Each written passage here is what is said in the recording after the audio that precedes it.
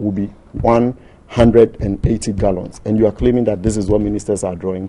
In any case, I am saying that government is still open to getting this matter resolved. You can sit here and politicize it. I heard somebody say on your station that when you throw a stone to the market, it either hits your relative or it hits somebody you know. So sit here and cause the incitement and engage in shared recklessness and disinformation. You know, at the end of the day, all of us will be on our knees, and we will suffer the consequences of that. You know, in any case, I have read publications from these very doctors who are claiming that the very issues that some of these newspapers and online portals are quoting is not coming from them. So who has seen what the doctors are claiming? Who has seen what the doctors are claiming? What is the source? Have you seen it? I haven't seen it. But you know, there are more germane issues that ought to be looked at. Only yesterday, and indeed for the last 2 days, the Chief of Staff has had back-to-back meetings with, for example, the Ghana and Hospital Pharmacists Association in an attempt to avert another strike and to resolve their issues. Go in there and see what the issues are. There are specialist pharmacists who have practiced for some of them as long as nearly 3 decades, 28 years. And if somebody jumps out of medical school today, that person, for example, earns more than what they call a specialist pharmacist. So the issues are more complicated, more complex than you think, and you want to sit here and politicize the issues. You sit here, you talk about ministers having 2 cars. I can tell you on authority, there are some ministers who maybe until recently did not have any official vehicles. Exactly. So the point I'm making, it is not true that ministers have I just want to emphasize the word some. Yes. Okay. So when you sit here and when you sit here and claim that ministers have 2 cars, it is not true. Remember I said that. I just said that we should take care of it is not about anything. It is not true. I'll tell you what happens, for example, at the presidency. When you come to the presidency, all you can tell us all these stories, but you can't tell us the salary of a minister. I mean, come on, let's stop all these stories. Stop the recklessness. Stop the lies and the. How much does a minister earn? I am making the point. You sit here, you claim that ministers have 2 vehicles. Ministers don't have 2 vehicles. When you come to the presidency, for example, a pool of vehicles from which appointees draw when they want to travel. It is not true that appointees have 2 when vehicles. You go to a particular ministry, recklessness. How many vehicles are available to the minister?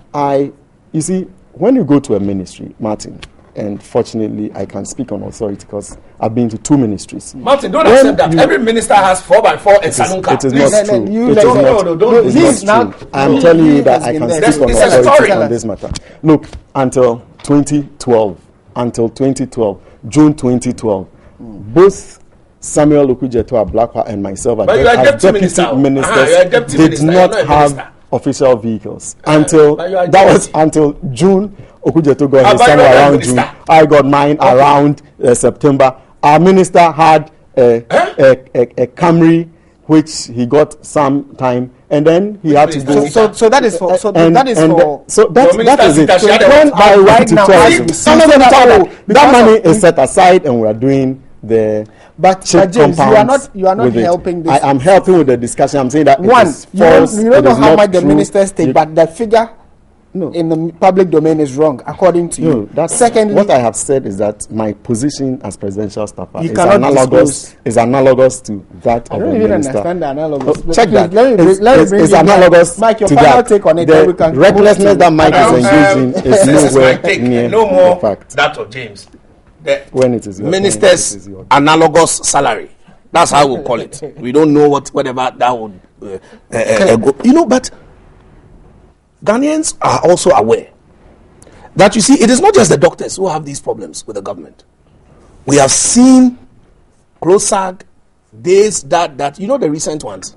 Let me tell you, angry retired military men yesterday stormed Parliament to present a petition to Parliamentary Select Committee on Defence and Interior, requesting the committee to intervene for the government to pay their end of service gratuities and allowances. This is the kind of government. You see, that's why I say that Ghanaians, they want the problem. You want to vote for people who, when you even have your end of soldier, after serving your nation so well, They won't pay you. They won't pay. But the money are confirmed, SADA, JIDA, SUBA, all over. That's what they will do with the money. And then when they have not paid you that money, then they'll come and be singing, if they be, then they'll twist their mouth.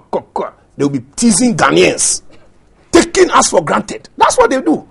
And can you imagine that these ex-military men, they've not been paid their money? And then I'm asking you Ghanaians, when you go and vote, and I keep telling you, Telemo, you think we are joking? You went to vote for them. Now they are not paying your salary, you are complaining. Telemo, but that's your sonny. You have for payable. You didn't know they won't pay you when you are going to vote. All I'm just trying to say is that, you see, NDC must understand that they are in government to take care of our, not theirs, resources for us. So when they go there, they shouldn't only think of themselves and not even pay ex-soldiers. They don't pay ex this, they don't pay present this, they don't pay current this, ex current no pay. Where's the money?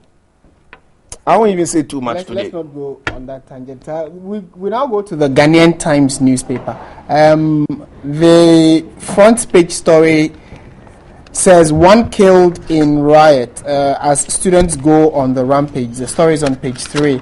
I'm going to read part of it. It says that 1 person was reported dead, but the Daily Guide is saying that 2 people. But according to the Ghanaian Times, 1 person was reported dead while several others sustained injuries when students of the Salaga T.I. Ahmadiyya School in the East Gonja district of the Northern Region went on the rampage yesterday. The Northern Regional Police Public Relations Officer, Assistant Superintendent of Police Ebenezer Tete, who confirmed this to the Ghanaian Times in an interview, said the students' action was said to have been triggered by the school authorities' decision to prevent the students from wearing bathroom slippers in the examination hall.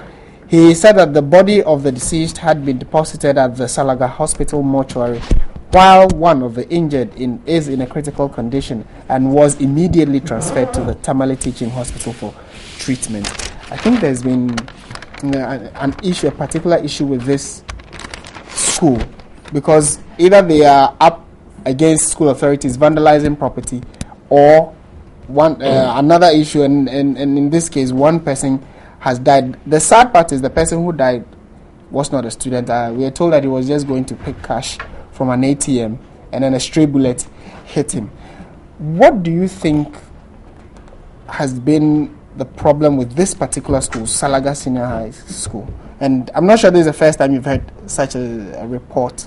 I've not particularly followed them, but it sounds like that's, for want of a better word, there's a rather senseless loss of life, particularly when you even follow the reason that students were not supposed to wear bathroom slippers to examination hall. I mean, schools have rules, schools have dress code. There are reasons why these things are done for the sake of discipline.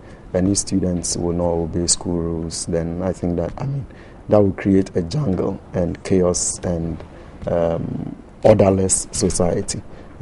Should somebody lose his life simply because students are trying to defy their school authorities?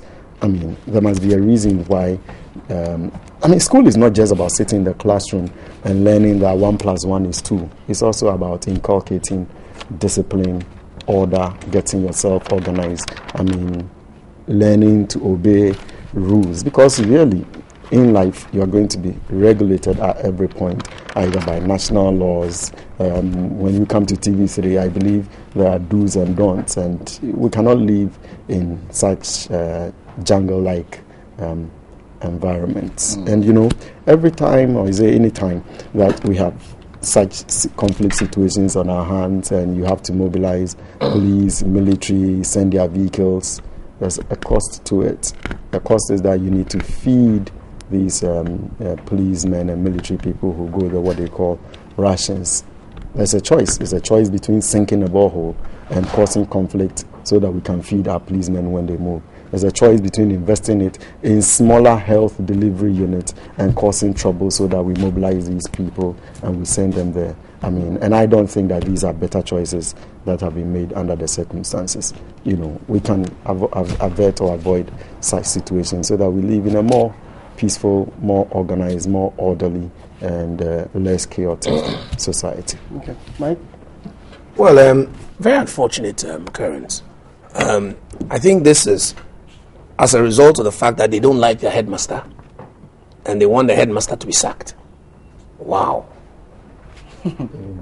Yeah, I mean, they burnt dormitories, dining hall. Oh, I mean, this is a bit extreme. But yesterday's incident was It's a bit extreme. the most recent that led to the loss of life. Sometimes a number of them get very badly injured. This is bad. I mean, and the person bonded not too long ago. I cannot tell. You can't tell. I mean, the person who has been confirmed dead, apparently two, but the confirmed one, is a farmer who had come into town to come and get money from his credit union. And then stray bullet. But then it also raises the question, why would the security officials use live ammo on, rioting students?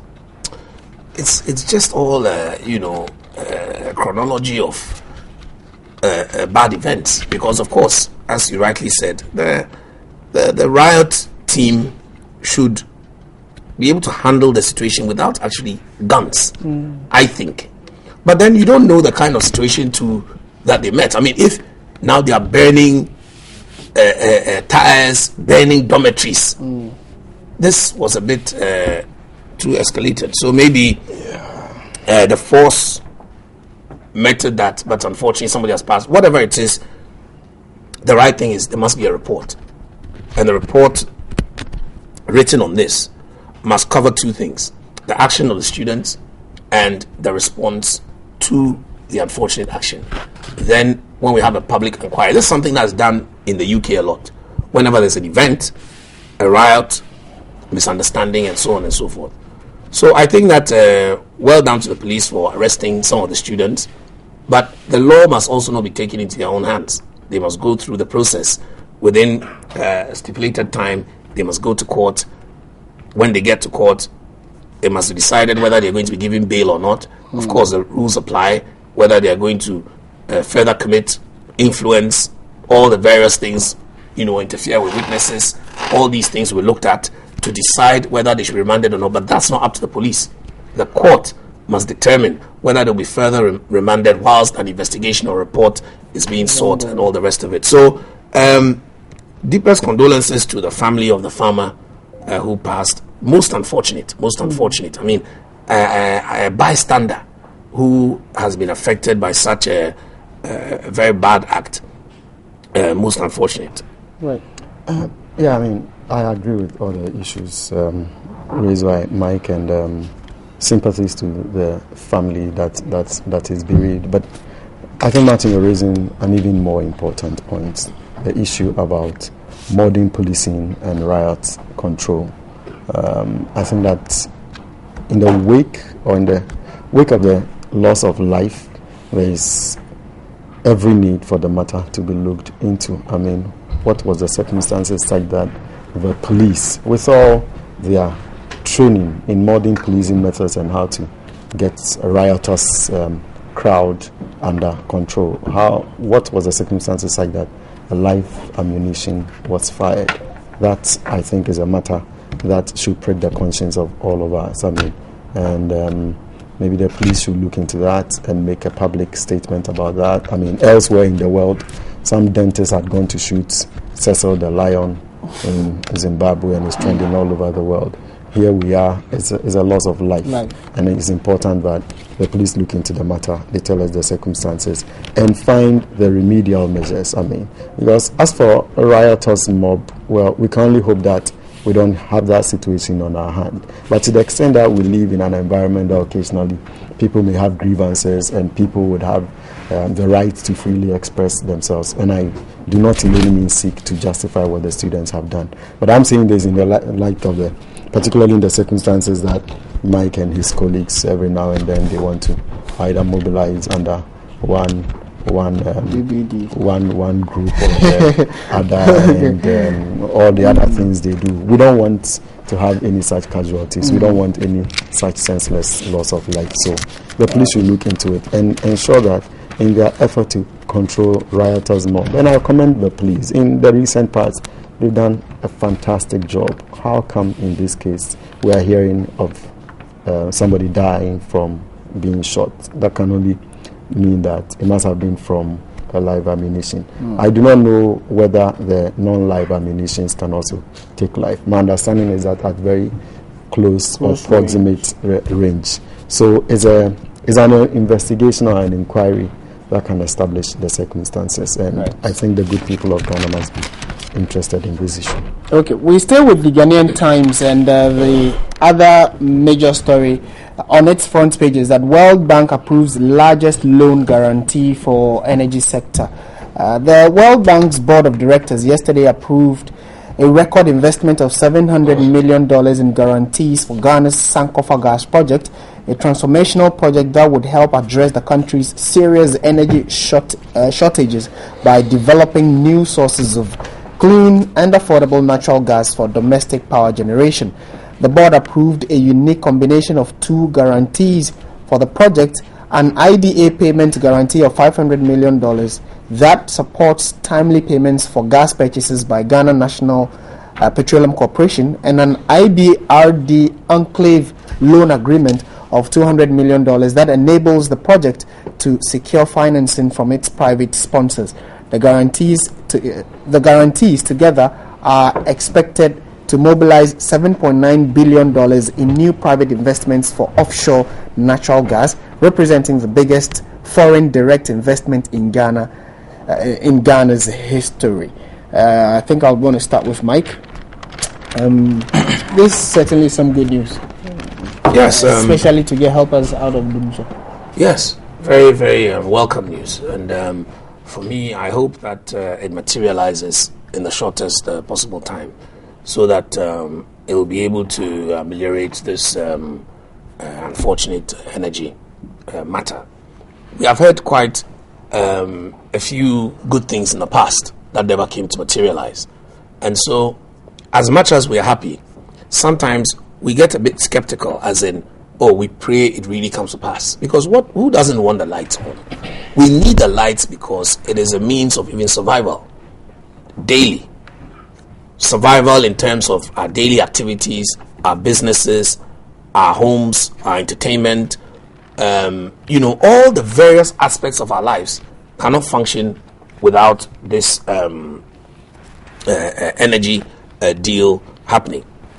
Well, it's good that the World Bank has backed it under the circumstances. We used to be in a position where we didn't need the World Bank to back our loans. But unfortunately, where we are now, where the Minister of Finance gave us the confirmation of what we had always talked about, of a debt stock of 67.5%. We all know HIPIC is 70%. And so we're in a bit of a quagmire.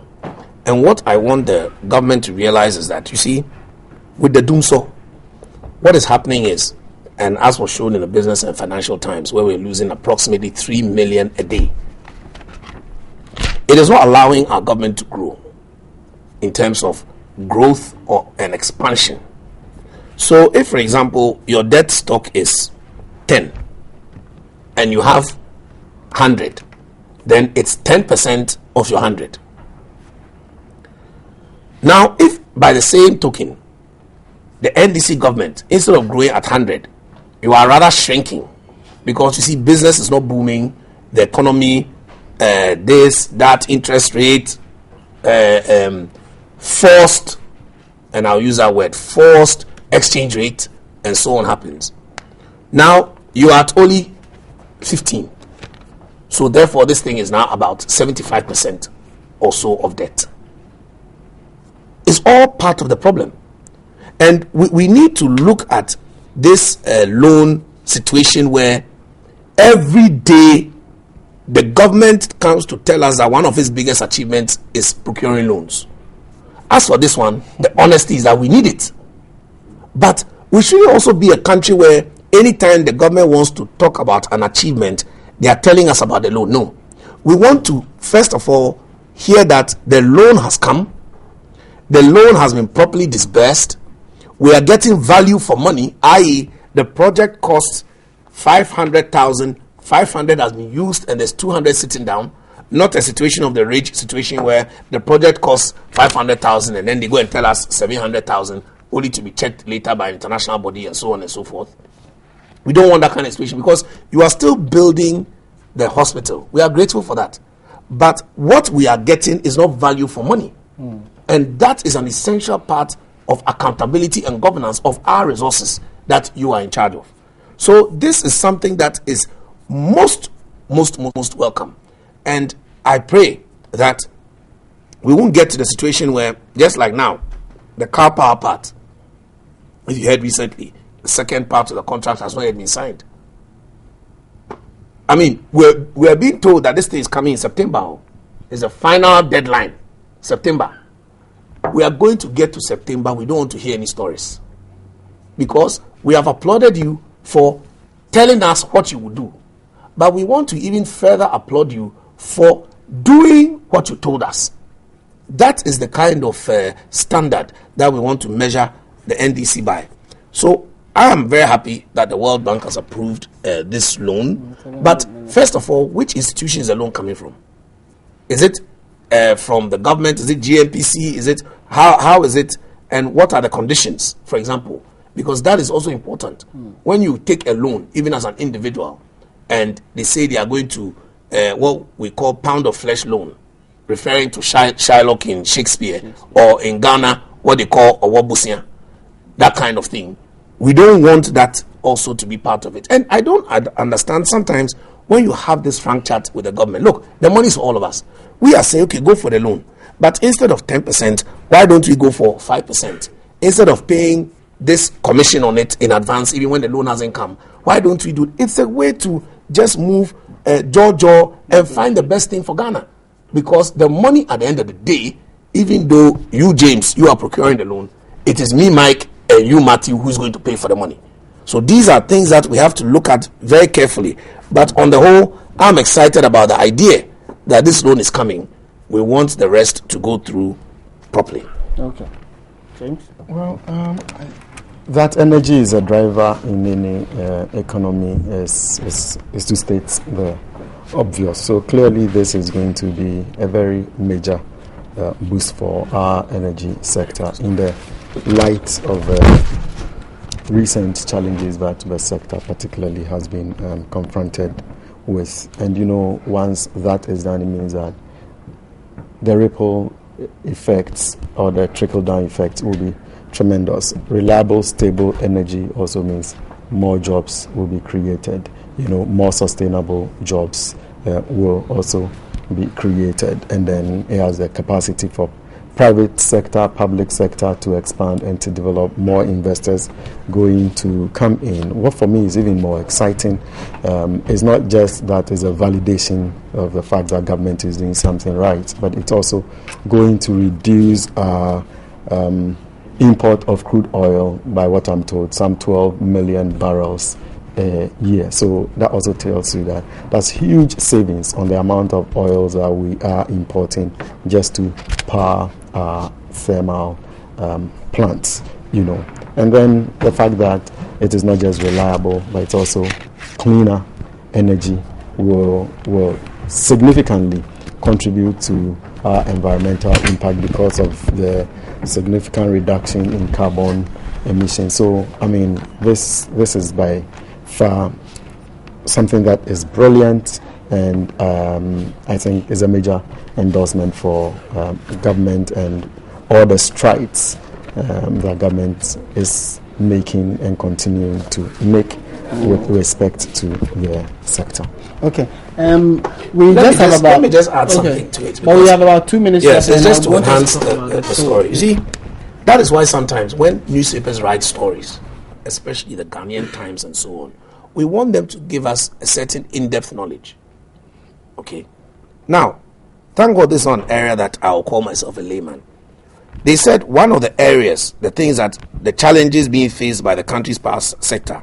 One, they've added that due to erratic gas supplies from external sources. For example, I think the Nigerian situation. But you see, the first question that this newspaper must also add, so that we don't always look as if, and I'll tell you in private, the Nigerians are very angry with us for that.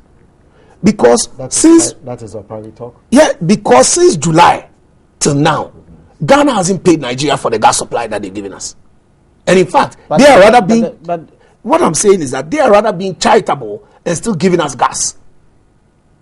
And so therefore, it's an on and off basis and so on. But we are rather, who have not paid. I think the Ghana-Nigeria gas discussion actually is a lot more deeper than some of us see on the surface, because there was some time they were also supposed to give us and they didn't give us. No, so there was some. And that's why I'm saying that, you see, the answer must be given. No, this, you see, you will be misled because we hadn't paid. We haven't paid, and that's why then there's a problem. You understand? So I think that we should be fair to the Nigerians and say that yes, we haven't paid, so hence the erratic supply. At least that would be a fair way. But to just make it as if, and at the end of the day, Ghana is now producing some gas. Our gas is almost twice as expensive as that from Nigeria. So if you, for example, you are an energy purchaser, you are forced to buy the Nigerian gas. But yet, VRA is not being also given the support that they need to be able to purchase this gas from Nigeria and so on and so forth, which would help. We are offloading and offshedding about 700 megawatts to 900 almost every day. And yet, we are not able to decide that, look, let us give VRA all these loans and things that are coming. Can you imagine that we are not putting some aside to give VRA the capacity to be able to do all of these things, and yet we rather go and give the money to car power project, this project, that project. We are not dealing with building our base. And so that is the problem. And I wish that this energy debate will be taken on a level where we take it seriously and realize that, look, it is government position and government handling that is creating this, because this thing can be solved in a jiffy. Okay. And I'm not aware of the indebtedness issue that Mike talks about. I mean, that we owe Nigeria. My understanding is that answers being answered. Are you aware we owe Nigeria for almost a year now? We have two moderators. I'm just because you have to follow the question. We actually have about. You can't set your own questions and answer your own exams. Let him. That's not how they do exams. Please wrap up your point. How are you able to speak in a way that I don't interrupt? And when I but you've never interrupted me. It shocks me. It's just a bit of, you just surprised me. But have we paid Nigeria or not? At least tell viewers that one. I am not aware of you're not aware. Indebtedness. From Flagstaff, you don't seem to be aware of a lot of things. This is a public debate. It's not a beer bar talk. If it's a beer bar talk, I mean, there are things That's why I thought that, because I won't ask my Flagstaff house to beer bar. There are things I can tell you. I mean, why? We know of the recent challenges that we are faced with respect to the supply of gas. We are aware and how that impacts on our energy sector. But to sit here and pontificate and all of those things, I mean, it's neither here nor there. I think we're just about wrapping it up, and I am actually very interested in this, but I'm not sure we can, or maybe I should give it 30 seconds each. The issue in Burundi, the opposition leader has accepted a top government position. There was a fierce argument in Burundi when Nkurunziza wanted to, amend the constitution to allow him to run. At least the election is over, and he has given one of the lead opposition candidates a position to become second speaker of the parliament. Is that something you do? I mean, aside that, if NDC wins the 2016 elections and they give a top person in the NPP a government position, is that something, Mike, you would endorse that the person should take the position? Okay, let me just answer what he said. He said he will play the game to bring peace. Okay. So imagine, for example, Ghanaians, Nana Akufo-Addo says that the election is flawed so he won't take part in the election. And then when President John Mahama comes, he makes him his speaker. Something like that. Let's think about it. Or Nana Akufo-Addo becomes the president and then wants to make maybe a Seydou Nketia. Oh, that's what not a Seydou Nketia. Let's go for president to president. Because opposition leader. So now opposition leader is another. Leader is president to president. So that's why I say, let's you see, the thing is, it's a monkeys by sizes game. So you let me go for that. Opposition. We are opposition. Doesn't matter. Your last 5 seconds. 2016 is coming. Even the dynamics are not exactly what you paint. What it is that, in Burundi, the president has changed the constitution, which previously capped it at 2 terms. Now, I think he's going for his 3rd term, which he just has gone for. There's been major opposition to it. I say that's not the case? There's been major opposition to it. The speaker even fled town, after which he made certain statements. 70 or so lives have been lost. The opposition leader was a major opponent in this effort this attempt to extend the tenure of a president. Now, it turns out that he's become the Speaker of Parliament. That's where the issue is. So it's not but going in to Ghana, be elections. do you think it's something we can do? Can we ever get that? Oh, well, we have had that before. It's not a new situation. Freddie Blay, Freddie Blay, who until recently joined the NDC, the NPP. Okay. Was a CPP man, and he was I'm saying NDC a Speaker of Parliament. That doesn't seem like something. Until recently, it's not until recently. Honorable Jojati is still so I think Speaker. we'll have to leave it here. Thank you very much. My colleagues have been, my guests have been fantastic. James Ejenim Boateng of the National Democratic Congress, and he is also in the office of the Vice President. And then Michael Kwe Jr., he's with the New Patriotic Party's communication team. And I think we've had a swell of a time here this morning. All right, so let's stay with NewDay. We have more coming up shortly. My name is Martin Esiegudate.